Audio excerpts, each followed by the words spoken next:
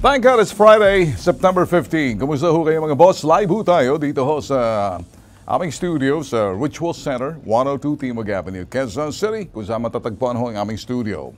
Ito na ho ang programang Bitag Live in the Morning. Kami ho'y napapanood eksklusibo lamang dyan sa mga dalawang stasyon na yan sa IBC TV 13 nationwide. Ganon din po sa CLTV 36. And pwede ho kaming subaybayan sa pamamagitan ho ng aming digital platform. Yan po sa Bitag Official, yung aming YouTube TV and Bitag Live sa aming Facebook page. Ngayong umaga mga boss, kayo ba'y ready na? Biyernes na. Karamihan ho sa mga empleyado pag Biyernes, masaya na. Alam nila kasi bukas, Sabado. Hey! Anyway, whatever it is that you plan for tomorrow or Sunday, well, keep it clean, keep it fun, okay? Ngayong umaga mga boss, pag-usapan po natin ito, Sus Mariosep. Kayo po ba'y nakakatanggap pa rin ng mga spam messages? Yan po sa inyong cellphone o di naman kaya yung mga text scam. Dumarating ho sa inyong cellphone, nakakala ninyo yung notification. Dumadami po, lalong lumalakas mga bossing. Kaya eto ho ang pag-iingat, tayo na lang po. Saan kaya hinuhugot nitong si DICT Secretary John Ivan Uy? Ang tibay ng kanyang paninindigan, ang loob or tibay ng sikmura din, para humiling ng 300 million pesos confidential fund sa 2024 national budget. Mga bossing, sa SIM card registration pa lang, ay ako po'y magsasagamit ng salita, pumalpak na ang DICT. Pinagtatawanan ng NBI, the National Bureau of Investigation. Mukhang, kasi ito ay mukha ng bakulaw, pumasaho sa SIM card registration. Ngayon, nagpipista ho muli yung mga tech scammer and spammers na nangakong ito'y ang pangako nila noon ng DICT ay mawawala na itong mga scammers or mga tech scammers na papasok lang ito, biglang makakatanggap kayo ng mga message na kapareho niyan. Pero, pagkatapos po ng registration, balik ulit sa dati, lalong dumadami. Ang Information and Communication Technology Secretary John Ivan Uy. Ito ho, binigyan niya ho ng sapat na ito ho'y justification sa kanyang kahilingan na 300 million pesos confidential fund. Sa ilalim po ng proposed 2024 national budget. And sinasabi niya ho na ito raw ay gagamitin laban doon sa mga online text scammers na patuloy po nang bibiktima ng mga Pinoy. Ito hong kanyang mga sinabi, salitang Ingles, babasahin ko muna, then translate natin sa Tagalog, baka mag-nosebleed ho kayo, no? So, our hands are tied if we do not have this kind of capability. There are many ways to use, or ways used by these scammers, in order to avoid detection, to avoid capture or arrest. And we need all the resources possible and all the tools possible in order to go after them. So, confidential fund is essential in order to conduct intelligence and investigation in order to go after these criminals. Order.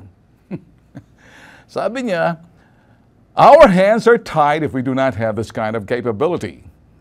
Nakatali daw ang kanilang mga kamay kung wala daw silang ganitong klaseng kapabilidad na hinihiling niya ho yung sinasabing kapabilidad labanan. Ano kayong kapabilidad? There are many ways used by these scammers in order to avoid detection, avoid capture, or arrest.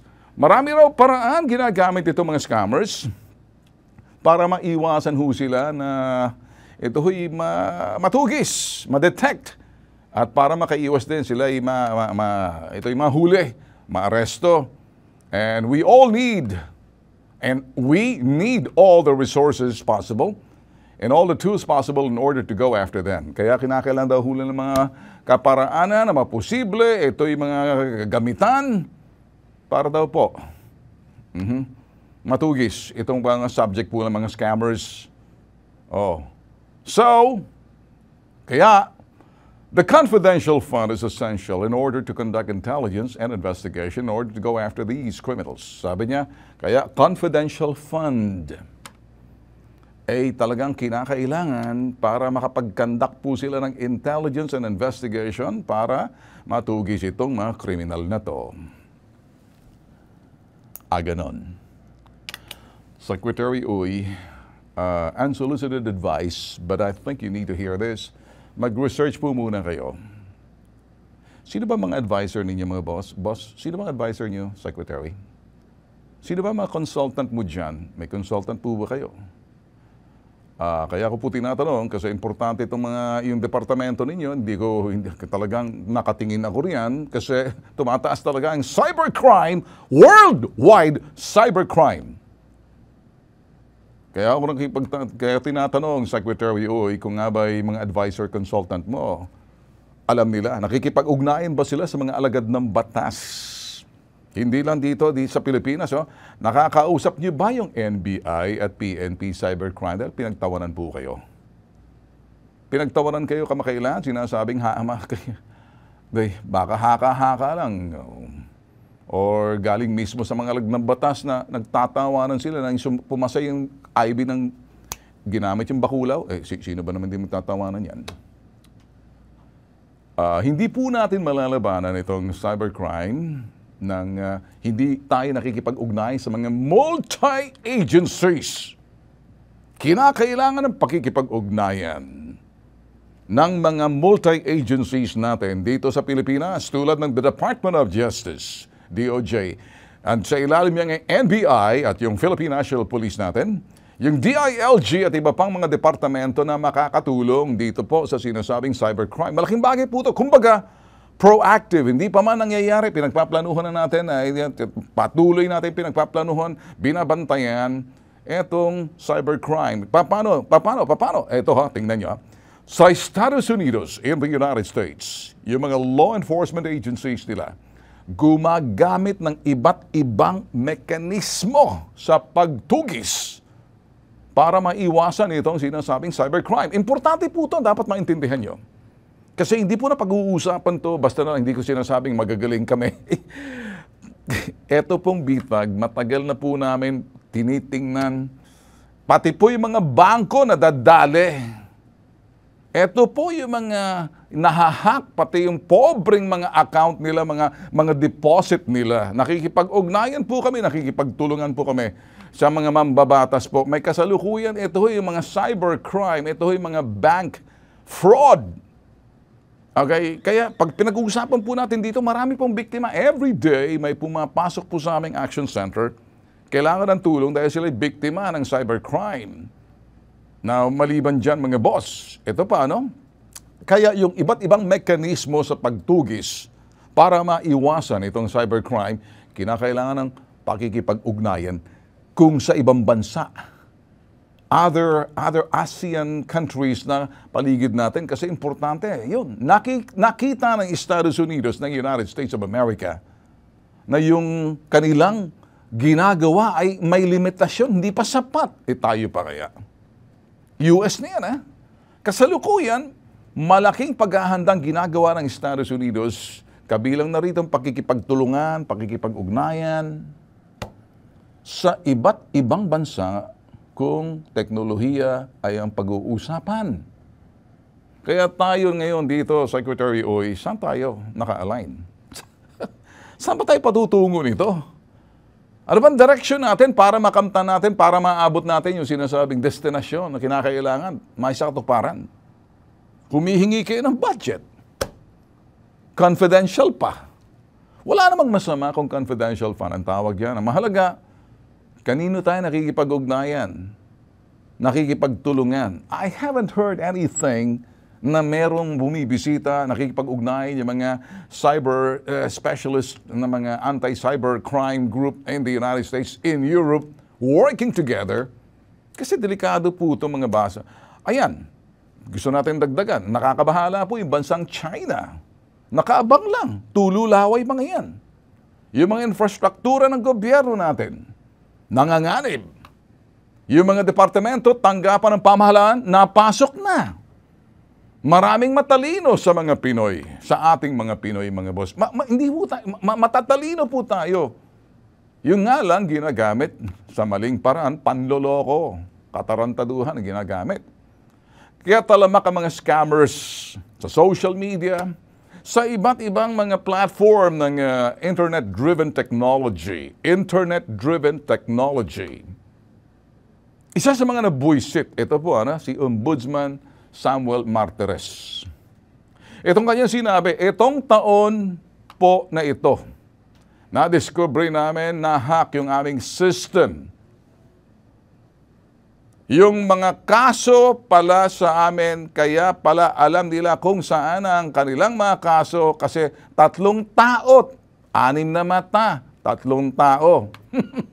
Ang nakatingin sa aming firewall sa kanilang computer system. Nahack, hindi ho biro ang alam po ng respondent ay ginagawa pa lang, alam na. Yung desisyon, may nakikita na sila. Nakita niyo? Pati sila napasok. Yung firewall, yung network of security device, meant to control access to the network. Yun pong mga grafters, yung pong mga siraulo dyan, yung mga tiwali, marami po.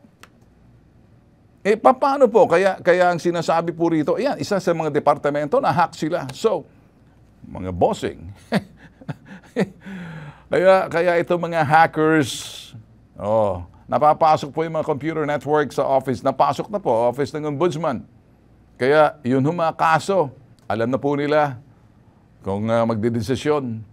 Natatrabaho na po nila kung sino yung mahawak para ito'y mahilot na. So, nakita nyo. Kaya balik tayo kay DICT Secretary.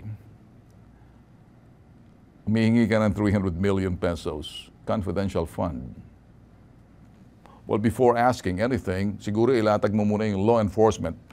Ilatag mo muna yung enforcement kasi kung hihingi ka ng fund, para ano yun? Baytay ka muna. Kasi hihingi kang confidential fund, gagamitin mo laban dito sa mga cyber criminals. Kung wala ka naman malinaw ng ugnayan sa mga iba't ibang departamento, ikaw lang gumagawa, hindi mo kinukuha yung ibang mga hamon at mga problemang nadanasan ng iba't ibang departamento ng pamahalaan na nahack or di naman kaya iba't ibang mga uri ng cybercrime na nangyayari sa iba't ibang departamento, cluster na dapat nag-uusap dyan. Kumbaga, security na ang pag-uusapan dyan. Isang departamento ka pa lang. Bakit? Nakikipag-ugnayan ka ba sa national security natin?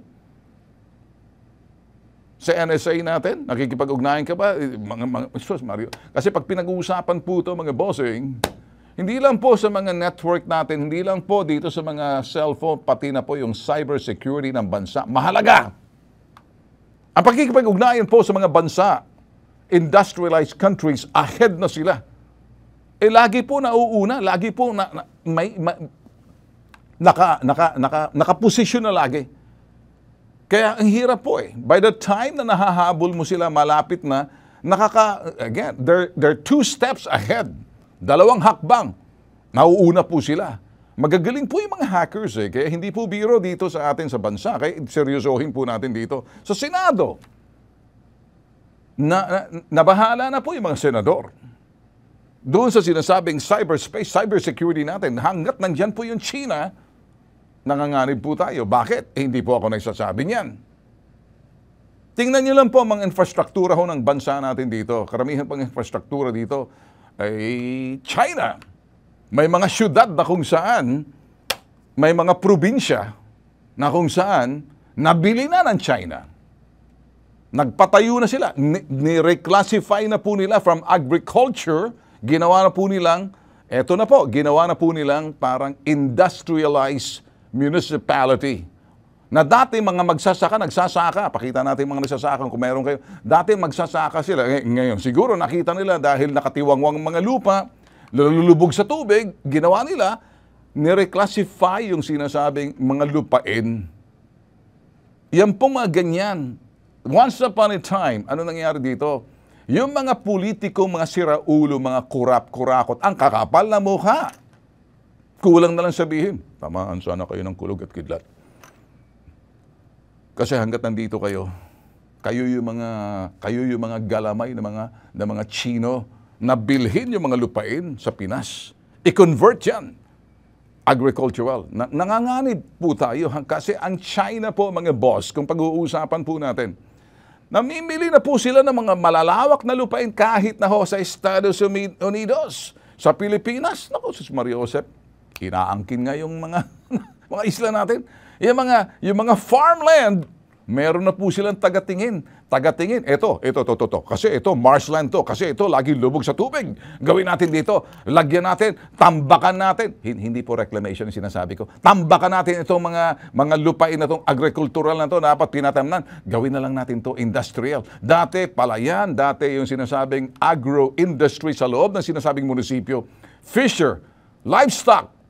At saka ito yung aquaculture. Ang ginawa po nila, may tuso po. Mayroong isang mayor dyan, ang kapal na mukha talaga. Sobrang kapal. Magtutuos tayo. Makikita mo pagmumukha ko. Ano sinasabi mo? Nabayaran mo ng 20 million ang ombudsman? Kaya hindi ka masuspend? Putok sa buho ka. Ngayon, may ikot na ba yung ano mo?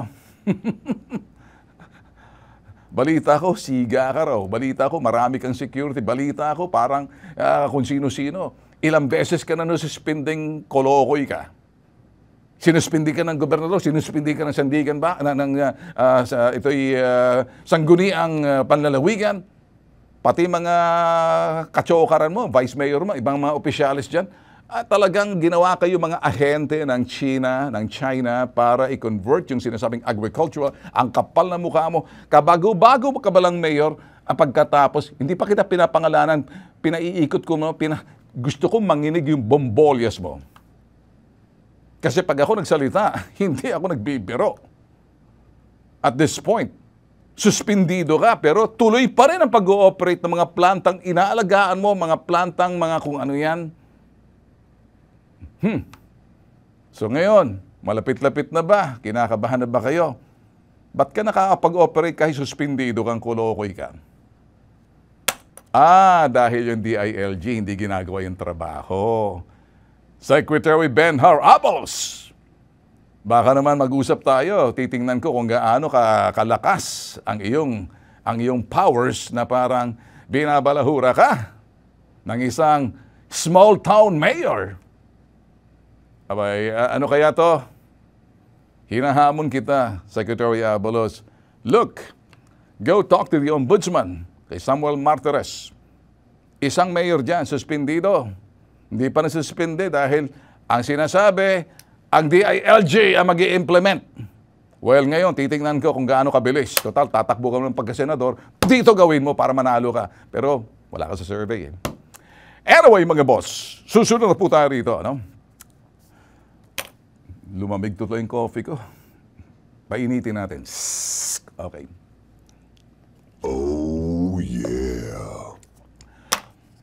Napakahirap sa panahon ngayon, mga boss. Once upon a time, there were only three sexes, and that's, the male and the female, and the third sex, kung tawagin nga, way back in the 80s and the 90s. Now, these days, meron na po tayong marami na LGBTQIA+, minus, whatever. So, napakahirap na po ngayon dahil, our society is changing, the generation the same. Meron ho kasing isang drag queen na ayokong pangalanan. Ako nang bibigyan ako ng example. In general na po ito, isa hong waiter sa Japanese restaurant na sumama ang loob niya dahil tinawag siya, Sir. Alam niyo po ba kasi sa mga restaurant, customer service, yes ma'am, can I take your order? Yes sir, can I take your order? Sumama ang loob niya kasi sinasabi niya, ano ba itong mga gender pronouns na to? Sir or ma'am, he or she? Especially. Kaya ngayon, ito, they, he, him, she, they, them, she, he, they, ti, bo, lu, mu, u. Simple lang po. Alisin na nga muna yan. Itong waiter na to sa Japanese restaurant, tinawagan siya, in-address siya na, Sir, hindi niya nagustuhan. At ang kanyang sinasabi ngayon, can we normalize asking gender pronouns, especially if you're unsure Sa pronoun ng tao, kausap mo, it's better to ask them to misgender someone. You don't understand the feeling. Di ba natin gawing normal na parang tatanong-tanong pa tayo ng mga kung ano yung pronoun. Ibig sabihin ng pronoun, sir or ma'am, she or he. Para daw ito naman makasiguro ka ng taong kausap mo, hindi ka magkakamali. Kaya mas maganda para hindi mo ma-misgender yung isang tao, mabuti pa tanungin mo. So anong tawag mo? Ayaw mo ng sir. Ayaw mo ng ma'am. Baka magkamali. Mas maganda yo! Can I take your order? Yo! Yo! Sa Pilipino, hoy! Pwede ko ba makuha ang order mo? Bossing! O di, bossing. Pag bossing, lalaki. Busina! So, ang hirap na ngayon. Paano to? It. Teka muna. He, she, they, pwede siguro they. So ngayon, para mas yo, can I take your order, sir? Yo, can I take your order? Mas maganda siguro, ready na po ba kayo mag-order? Ano pong order ninyo? Ano po? Mas okay, mas safe. Ano pong gusto ninyong order? Po. Para normal, po. Ho. Huwag na yung sir. Tigilan natin yung sir and ma'am. Kasi hindi na uso yan. Huwag na tayo she or he. Hindi na uso yan. Sa panahon ngayon, para makasiguro ka, yo! Yo, all wanna eat. Yo, ready for my order. Can I take yo? Yo, can I take your order? Ang hirap, ano? Mga boss, ganito lang, ano? Ang hirap baguhin ng isang populasyon at isang lipunan or society in general unless there's a total acceptance. We cannot impose. Hindi natin pwedeng pagduldulan na baguhin ang isipan at kaugalian ng mga tao na masanay na dito sa mga sinasabing non-genders anymore. Well, for the next generation, it's acceptable. The senior millennial, junior millennial, yung mga Generation X and then the boomers. Mahirap kasi alam mong mga tao kasi mga bossing, nagtatrabaho tayo para tumas ang kalidad ng ating buhay. Paano nagtatrabaho? Busy na tayo. Hindi na hardly reading the newspapers or reading the internet or whatever, social media. So, busy tayo. Paano natin iangat ang buhay natin? Halimbawa, yung waiter, nagtatrabaho lang sa Japanese restaurant para kumita at pagkatas magkakamali siya. Masasaktan yung tao. Hindi naman sinasadya na para masaktan yung tao. Para masaktan yung customer. Hindi trabaho ng waiter or waitress. Ito waiter or waitress, hindi na po pwede. Server na lang. Hindi na siguro pwede ngayon sasabihin, stewardess and steward, hindi na po pwede. Istu na lang. So, pakahirap, hindi ba? Hindi natin pwedeng i-impose yan. We have to wait. Siguro, that particular sector, the LGBTQIA, must set the standard and maybe introduce, not imposing, not feeling entitled, kasi ito nagiging problema sa US ngayon eh. Sa Europe, nagiging problema. We do respect the community, but the community should also understand, and demanding is something that you can't. Acceptability is okay, pero imposing is something that you cannot. And kung nagkamali yung tao na tinawag ka ng sir, na hindi mo gusto at gusto mong tabihin, ma'am, magkakaproblema tayo. Ayoko na pong patulan yung mga bagay na ginawa tayo ng pong may kapal, na lalaki at babae, at pag hindi. Ayoko pong patulan na yun. Ang sa atin lang po rito, nagkakamali po yung mga tao, lalo-lalo na ngayon.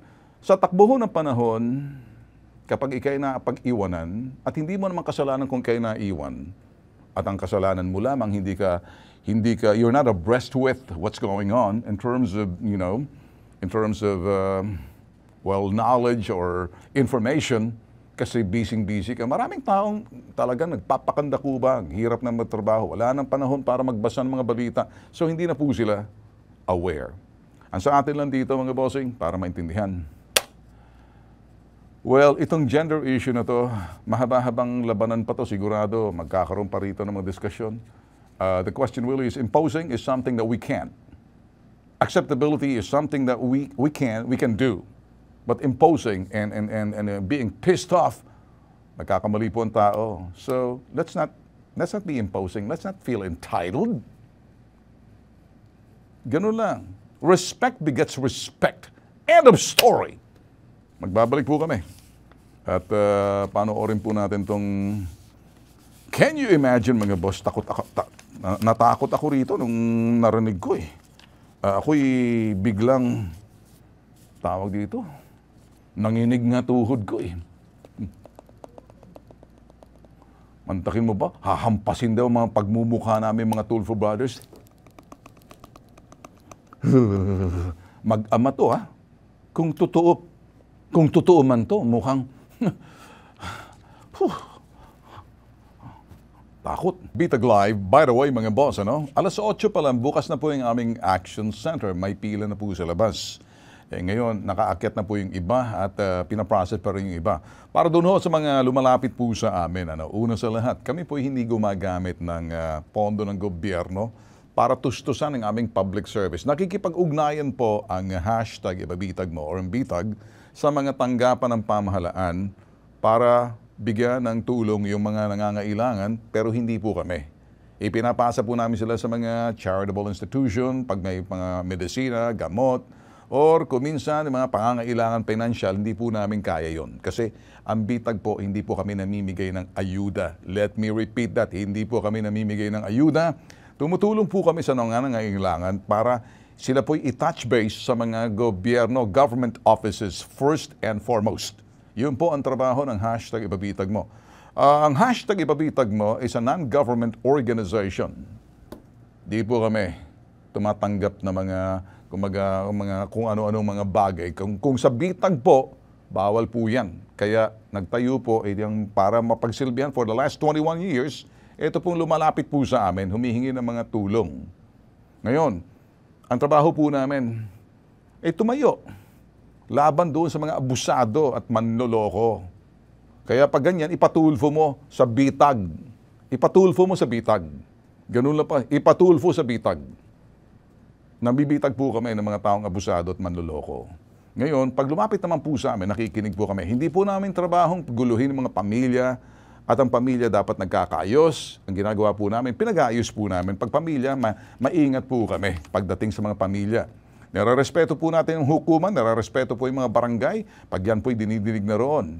Pero kapag lumapit po sa amin tulad nitong mag-ama, hahampasin daw magmumukha namin mga Tulfo. Hahampasin. Kami mga Tulfo Brothers. Kakatakot ito mga boss. Panoorin.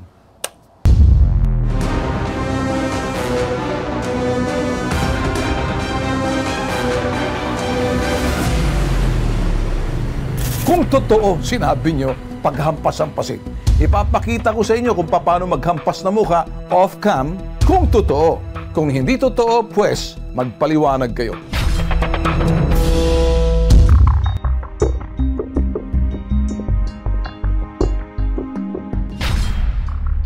Isa sa matagang pumila sa Bitag Action Center ay ang buy and sell dealer na si Ernesto Bacaron. Ito'y upang may parating ang kanyang sumbong hinggil sa kanyang mga nabiling flooded cars. Nangako raw ang isang car auto shop sa Plaridel, Bulacan na kukumpunuhin ng mga sasakyan. Subalit na makabayad, hindi nagawa o napaandar ang mga sasakyan. Nang makaabot sa magamang may-ari ng talyer na sila'y ipapatulfo sa bitag. Bebweltahan raw ang nagre-reklamo. Wala daw silang pakialam at hahampasin ng mga mukha na mag-utol na tulfo. Magandang hapon sa iyo, Mang Rodolfo. Yes, sir. Magandang hapon din po, sir. Mang Rodolfo, paano ka namin matutulungan? Ano po, sir, yung regarding po doon sa dokumento, sir. Okay. Na original na ORCR. Anong problema roon sa dokumento na bakit ayaw ibigay sa'yo na nagbebento sa'yo yung original ORCR? Hindi pa pala bayad, sir, sa bangko, sir. May utang pa pala, sir. So, in other words, itong mga sasakyan na to, ito lang to, isang-isa. Yung dalawa, sir. Sinabi ba sa'yo na assume balance yan? Hindi, sir.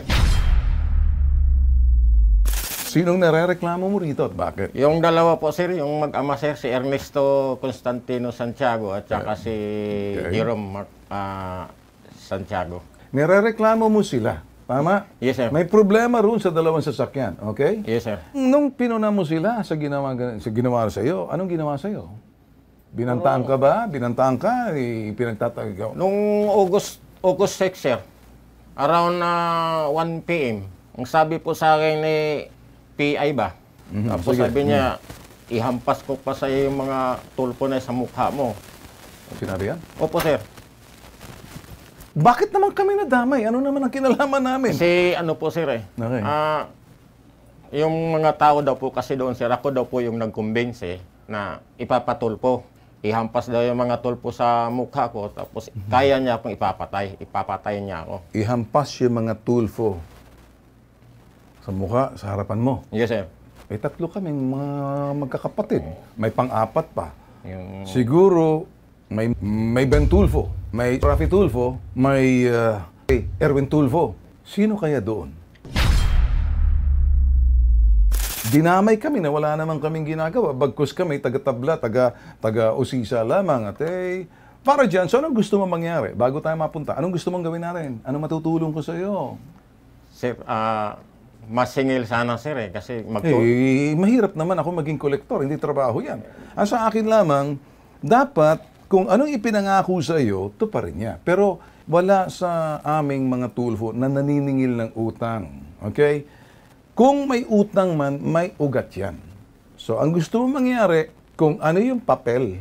Tama? Kasi pagkarinig ko papel, kulang, hindi mo pa makuha-kuha. Pero pag sisingil, hindi kami kolektor. Wala, sayang mukha namin mga tulfo, mga kolektor lang pala kami dito, masisira kami rito. O, ngayon ha, kayong dalawang narereklamo, wala pa akong binabanggit sa inyo ha. Pasalamin-salamin pa kayo dyan, sigurado na pipinturahan ko ng puti yan. Pag nakita ko, nako, lalagyan ko ng blinders yan. Maayos nga kayo. O, ngayon, gusto mong tawagan natin? Yes, sir. Okay. Tawagan. Yan na po, yung narereklamo. Relax ka lang dyan, kinig ka lang ha. Kami po, linawin po natin, public service po kami. Ay kami ho nag-iimbestiga para ibigay din yung panig ng inarereklamo at marinig din sa ngalan ng patas na pamamahayag at patas na pagpapaliwanag na hindi ho tayo one-sided. Pagkamat nagsumbong sa amin, nakikinig po kami, pakikinggan din natin kabilang panig. So itong number na to ng tatay. Tawagan na lang siguro muna itong si Mark. Okay? Kung sino man ang makuha natin muna, ano? Okay. Ang reklamo mo, hindi mo makuha yung mga papel. Yes, sir. Tapos, Okay, yung mga papel ORCR. at saka yung cheque, sir. Tsaka yung check ng ibinayad sa'yo. Talbog, sir. Tumalbog. Kailan tumalbog? Nung, ano, sir, last year, sir, April. Wala May. na. Pag ang check mo talbog past 6 months, hindi mo na pwedeng gamitin yun. Dapat ginamit mo yun. Nagsampa ka ng kaso, bouncing check. Kapag hindi mo sinampa yun, cannot be reached. Give me isang number. At pagkatapos, pag hindi natin nakuha ito, mag-iiwan na ako ng mensahe dito sa dalawa. At iba na. Pag ako nahamon dito, ibang usapan. Kaya lang, hindi ako naghahanap ng away. At gusto ko lang malaman sana kung makausap. Kung totoo ba na yung mga kami pagsasampalin, paghahampasin? Paghahampasin. Sige. Pinakikita po namin na yung telepono po yan, tinatawagan po natin. Hindi lahat ho, po pwede. So, sa parte, hindi makontak yung anak, tanggalin na muna yan. Sige, gagawa tayo ng paraan. Alam nyo na po kung paano bumili ng sasakyan. Di na ho namin tingnan para sabihin sa inyo kung ano. Pag bumili ho ka ng sasakyan, kayo buy and sell o hindi, alam nyo na kung paano makaiwas. Siguraduhin lamang ng inyong binibili ay sure ball. Kasi pag yan wala pang papel, nangangako sa inyo, huwag nyo nang patulan. Diretso na ho tayo rito sa dalawang mag-ama.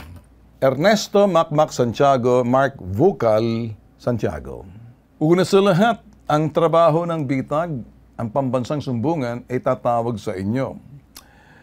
Ernesto Macmac Santiago, ama ka ni Mark Santiago, ayaw ko pang maniwala sa sinasabi nitong si Mang Rodolfo.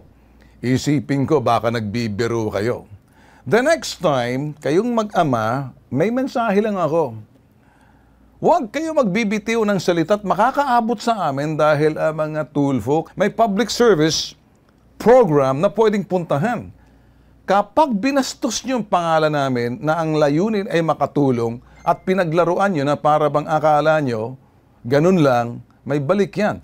Ayaw kong maniwala. Pero kung sakaling totoo man, kung sakaling totoo, etong mensahe ko sa iyo, pag-uuntog-untugin kong ulo nyo, hindi ako magdadalawang isip, makita nyo mukha ko, baka maipot kayo sa inyong karsunsilyo. Kung totoo. Kaya kung sakaling hindi totoo, sumagot kayo, tumawag kayo.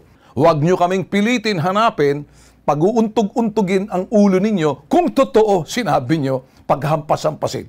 Ipapakita ko sa inyo kung paano maghampas na mukha off-cam, kung totoo. Kung hindi totoo, pues, magpaliwanag kayo. Siguro naman, lalaki kayo mag-ama. Wala namang problema na mag-usap tayo lalaki sa lalaki. Wag niyong gagamitin ang pangalan paglalaruan. Kasi pag ako pinaglaruan ko kayo, hindi nyo magugustuhan. Magiging desente ako sa inyo. Yan ang aking panawagan. So, inaantayin nyo ang tawag namin, ilolocate at hahanapin kung saan sa ngalan ng patas na mamahayag, pag kami pinuntahan kayo, ala kaming pakialam kahit sa impyerno, makuha lang ang panig nyo. Ganun kami ka-loyal. Promise. Pagdating sa public service, promise. On my honor, I will do my best to contact you. 3 pa to. Pag bumaba ang 2 dito at nasa gitna, ibang usapan. 1, 2. So hindi pa wala pang ano to. 2, pag isa na lang yan, iba yan. Pag ginanong ko pa,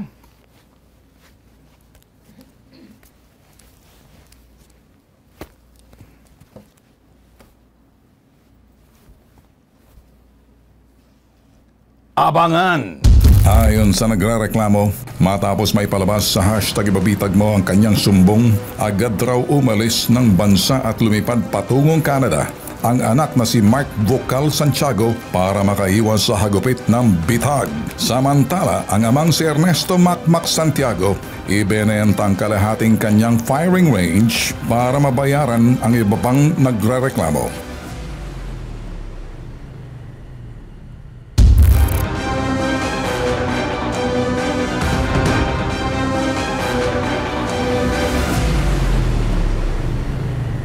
Sa lahat po ng mga nagsusumbong, nagrereklamo, kami po sa hashtag ibabitag mo, ipatulfo mo sa bitag. Sinisiguro po namin na talagang makuhanan po ng panig yung mga narereklamo. Hindi po namin trabahong bastusin. Kapag kayo po'y tinawagan ng bitag, tinanong kayo na maayos po kaming kausap. Huwag lang pong bastusan kasi kung pag-uusapan ay bastusan, mas siguro iwasan na po natin. Bruskuhan, iwasan na po natin. Kung mga bagay na kapareho ng iba na nagiging bastos, papatay lang po kami ng camera. Darating po kami sa inyo. At mag-iiwan po kami ng magandang alaala. Itaga nyo sa bato. Sa mga lumalapit po sa amin, simple lang po. Yung po mga biktima ng mga pang-aabuso. Marami pong mukhang pang-aabuso sa loob ng tahanan. Yung mga matatandang inaabuso rin po ng kanilang mga anak. Inaabuso po yung mga anak na kung minsan nasusobrahan, hindi na po tama. Yung pang-aabuso po sa loob ng mga tanggapan, ng mga boss sa kanilang mga empleyado. Pang-aabuso po ng mga nasa loob ng sinasabing industriya ng mga magsasaka, mag-farming, binibili yung kanilang mga pananim, pagkatas niloloko, inaabuso po. Ganon. Yung pang-aabuso ng mga negosyo, negosyante sa mga kliyente, pang-aabuso at panloloko. Huwag na po kayo mag-atubiling ipatulfo sa bitag. Ako po si Ben Tulfo, ako po si bitag. Yung may salamin, yung brusko. Hindi po kami magbibiro. Ang isang bagay na hindi po namin kayang gawin ay magbigay ng ayuda or di naman kaya yung mga charity, magagawa po namin yun sa pamamagitan ng pakikipag-ugnayan. Linawin po natin. Yung mga lupa, nagbibigay lang po kami ng gabay sa inyo. Pagkatapos, siguro mga bagay na dapat malaman ninyo, legal po yan eh. Pagdating po sa mga kaso na sa hukuman na, ay paliliwanag lang po kami sa inyo na malaki pong respeto natin sa mga hukom, sa hukuman kapag ang kaso'y nasa loob na. Yung mga bagay nasa loob na po, dinidinig, binibigyan po natin ng galang. Kung yan ay nasa barangay, ganoon din po. Hindi po kami nakikipag-agawan ng trabaho. Ang gusto lang po naming linawin kami po sa ipabitag mo kay Ben Tulfo. Ayaw po namin masira yung pamilya. Na kami po yung nagiging dahilan na nilantad sa ere para magpagtawanan dahil hindi po gano'n ang thrust ng bitag. Si Ben Tulfo, sa ipabitag mo, ipatulfo mo, ipapreserve po natin. Kung minsan nagkakagulo, nag-aaway. Ang ayaw lang po natin yung harap-harapan, nakikita ko binabastos yung magulang. Nakikita ko, makakatikim sa akin ng mga salitang hindi maganda. Aawatin kong maaawat po natin. Ang Bitag Live in the morning, kami po una sa lahat nagsasabi sa inyo na ang aming Action Center ay bukas po pagdating ng alas 8 ng umaga. May mga pila na po sa labas. Sinisiguro po namin yung mga pila na yan ay talaga lahat po yan na pagsisilbihan. Hindi po namin pinag-aantay, binibigyan ng kung anong araw pagbabalik kasi inuubos po talaga namin. Yan po. Tsaka pangalawa, yung po mga kasong sa lupa, kung kayo nanggagaling sa malalayong probinsya, kami yung napili ninyo, gagabayan lang po namin kayo sa mga bagay na dapat nyong gawin na makakatulong din to. May mga abogado po kasi magbibigay ng advice pero hindi po sila hahawak ng kaso ninyo. Lilinawin lang po yan. Yung po mga kaso na nandun na po sa hukuman, at kasalukuyan dinidinig, huwag nyo na pong ilapit, magtiwala po kayo sa hukuman po natin kasi sila po yung maghahatol doon sa mga kung ano man yung kasong kriminal at nakasampa laban doon sa mga suspect na narareklamo po ninyo.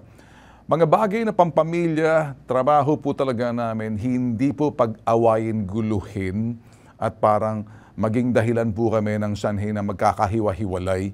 Bagkus ang ginagawa po namin ay siguraduhin magkaayos. Magkaayos, pamilya po yan eh. Ito po ang mga bagay. Ang hashtag ipabitag mo ay ipatulfo mo, ibig sabihin noon.